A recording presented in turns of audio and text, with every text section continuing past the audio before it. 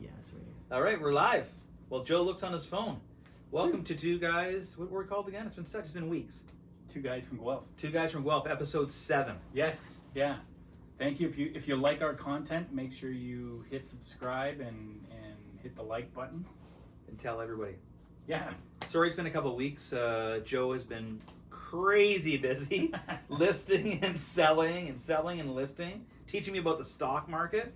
Yeah, I'm trying to get Aaron interested as much as we can. Bought into some cryptocurrency. Yeah. I'm up $187. That's great. Saving up for a new guitar.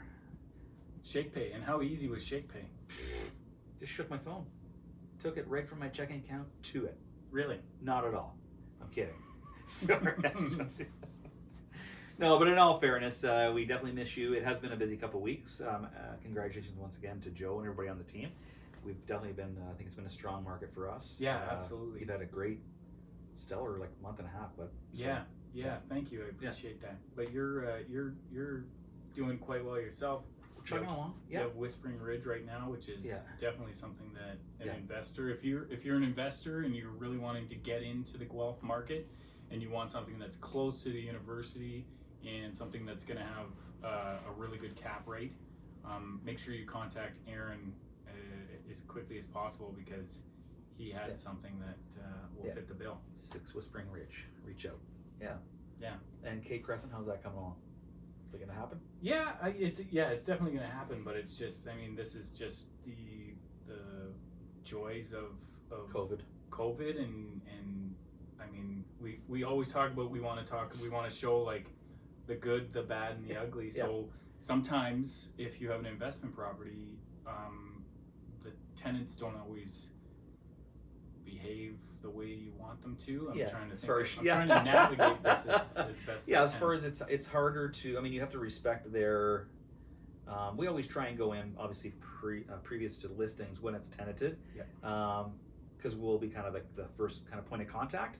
And, we're looking out for their best interests too. We're not going to come in like bulls and just, you're 24 hours notice. But I think if some tenants are, autoimmune or immune deficiency, just during COVID, it's a little, there's obviously some stipulations that, just don't allow us to kind of have a traditional listing and kind of going through that right now. But So if you are, if this sounds familiar to you or something that you feel like you want to know a bit more about, contact Aaron or myself because we are becoming well versed on the topic. But no, you're absolutely right. Like it's not going to be beneficial. This could be the topic right now. We could just do it, but it's not going to be beneficial for you to create an adversarial relationship with the tenant right away. You want it to be a good working relationship. You want to be accommodating because they're the gate. At the end of the day, they are the gatekeepers, regardless of that 24 hours. Things can pop up. Obviously, owners have rights as far as getting into the property. But you really want to massage. You want to. We're obviously working for our seller's best interest, but when it is tenanted, you gotta just have a plan in place, which we did kind of previous or prior to listing. It's just some hiccups came along the way, and still learning after 10 years. But as far as the market goes, I think Joe's going to share some stats, kind of what we're at so far. I got to start off and say I printed it off. No idea where I put it. So I've gone just killing trees in Guelph. Not a big deal. Nobody likes trees here. So I've gone to Jackie Curtis's page. Jackie, Guelph's number one best smelling agent. I'm allowed to say that. Am I allowed to say that? I just said it. Yeah. Okay. So January 2021 for the Guelph market. The median days on market is 10. Okay. That's 14 less than January in 2020. I feel it. Yeah, for sure. You can definitely tell that houses are. The interesting thing though is that when you look at the data, I'm sure it'll say here that there's still the product's still moving. There's probably more houses that have sold, but they just aren't staying on the market. And I think the influx of Toronto making, I think just talking to some of the Toronto reps or agents coming in, if we have 550 active in Guelph, it feels like we're competing against 3,000 because they are making the trip to Guelph, and I think it's the next best community when they pop their head up. Milton might be more of a a bedroom community rather, say than something like Barrie. So they're really wanting. I think Guelph's the next stop right off the 401. So And it does have this feel to it. I mean, people who've lived in Guelph for a long time, you'll realize once you get here, you're like, oh, okay, you makes sense. Yeah, it is. There's a different flavor here, and the people who love it really love it.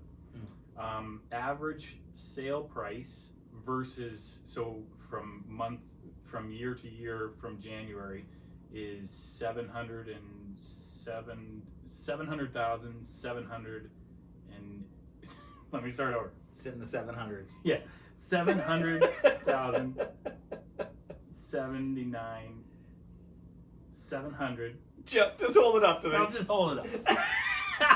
Too many sevens. There we go. And Joe's the numbers guy too. I know. He's stumbling. He's so busy. I know. So maybe people won't even get this far in the video, but if they do, they're gonna make it. You got to make a comment about Joe's numbers. Yeah. Okay, and that's up 35. Or sorry, I'm flubbing this one too. 34.5% versus January 2020. So prices have gone up in that range, like 35% from last year to year. Yeah, which is staggering. Yeah, that's unreal. And this is, so here goes to my other point. So the number of houses sold in January is 142 units, which is 1.4% higher than January 2020. So again, even though these houses aren't staying on the market, there's still there's more being sold than there was last January. Yeah, some more inventory. Mm-hmm. So that what you're saying is there's more inventory of this year January than there was last year. Yeah, by 1 some odd percent. Yeah. Okay. Right. So it's just there's what Andra was saying one time is that the absorption rate is lower. Yeah. Yeah. Supply and demand. So there's 1 month of inventory. This is small writing. This is the number of months that it would take to sell current inventory in the current rate of sales activity. Your wife's a teacher, right? Yeah. That's not going to help with my. I just got to get glasses. The glasses. Yeah. Royal City Optometry. There's a plug for you. Yeah. So single family homes, the average sale price is $842,010. So the average single detached in Guelph in January was $840. Yeah. Okay. Yeah. Townhouses. Yeah. 608,266. Yeah. Apartment units. Yeah. 480,000. Right. I'll just round. Yeah. I like the way you're thinking. I'm going to round down. Round it. Sale price to list price ratio for this month, 111.9%. So 11.9% above list. Yeah. Okay. Yeah. Yeah. And new listings this month, 8.5% higher. Sorry, 193. Yeah. Which is 8.5% higher than January. So there's more listings this year. There's more inventory. Yeah, it's just not staying on the market. Well, and Toronto's coming in and buying it, right, too. So yeah, it's crazy. So simply working with a lot of buyers right now, it almost seems like I wouldn't think that'd be the case. Do you know what I mean? Like I know absolutely. Yeah. Yeah, and I don't think you're far off. Like I think a lot of people feel that way. I've had conversations with people that are saying like, oh, it's there's nothing on the market, and it's like you're right, there isn't because it's going so fast. It's just it's just not staying on the market. So it's definitely what do you like we've talked in the past a little bit. I think it's going to balance out. It can't stay on this trajectory. No, it's just it's not healthy regardless. Like that 35% year to year. Mm-hmm. If we're on average 6 to 7% or 5 to 7, let's say in Guelph, that's healthy. But we just go back to my boys are 22 and 24, and as far as them affording something, it's any equity I might have, help them out. If not, they're going to be living with me forever. And not that that's a bad thing, Gabriel, but at some point we want empty nester, you know what I'm saying? Yeah, absolutely. No, and you want people to. It's a goal that everybody has, and you want it to always stay attainable. Yeah. I went for a walk with my boys last night, and Sam's like, "Why don't you sell both the houses and we'll just move into the condo? Yeah, take that equity and just sit on it till everything crashes." I'm like, Sam, you're 22 and real estate is my livelihood, so I hope nothing crashes. If you're listening, Sam, which I know you're not. So, but, Words from Sam Zuccala. Yeah. Yeah. Well, something Yeah. you always say is like time in is better than time out. Yeah, because and you shouldn't. That's the same with the stock market or real estate. You can't time it. You can't time the market. No. And with real estate. Yeah, time in is better than time out. Yeah. And I took that quote from a gentleman that I used to work for here. Mm-hmm. He's got red hair, but I don't want to plug his name in our podcast, Hudson Smith. And but regardless, yeah, and it does make sense. I mean, just think about it. If you would have bought, like in your mind, you would have thought last year, my God, the prices were crazy, but now, it could be upwards of 35% increase. So. Yeah. Well, and I'll give another example of that is, I had clients. It was a couple that they were no longer together, but it was they were still good friends. So they were he was helping her along the journey of looking for something, but he was adamant. Like when they had sold their home, and he was very adamant, a crash is coming, right? And I'm gonna sit tight, sure, and I'm gonna rent until that happens. And she said, no, I want a home, and so she bought a home, and now she's made 35%. Yeah, no, I know. Yeah, and it's gotten even further for the gentleman. That gap. Yeah, you're right. That gap, even if it levels out again, right? There's still that price are going to still be at that point.